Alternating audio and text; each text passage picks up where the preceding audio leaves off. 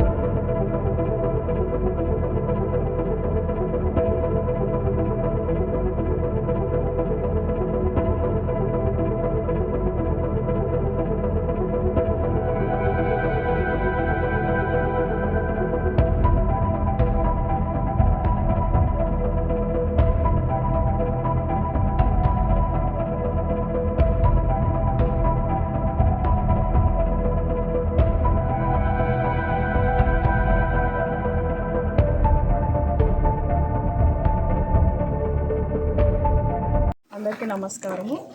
ఈరోజు డబుల్ బెడ్రూమ్కి రావడం జరిగింది. వాళ్ళ సమస్యలు ఏంటో తెలుసుకోవడం జరిగింది.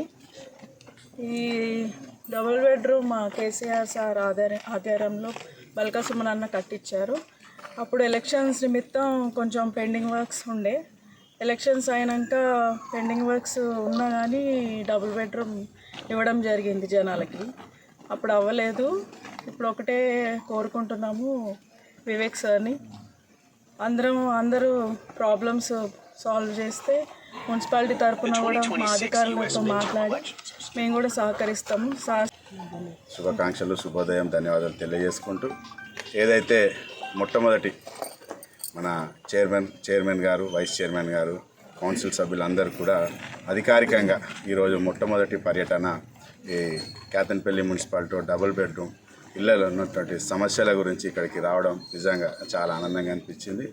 ఏదైతే ప్రజలు రోజు ఈ కేతనపల్లి మున్సిపాలిటీలో ఉన్నటువంటి డబుల్ బెడ్రూమ్లు ఇవాళ 230 పైచీలకి ఇవ్వడానికి జరిగింది.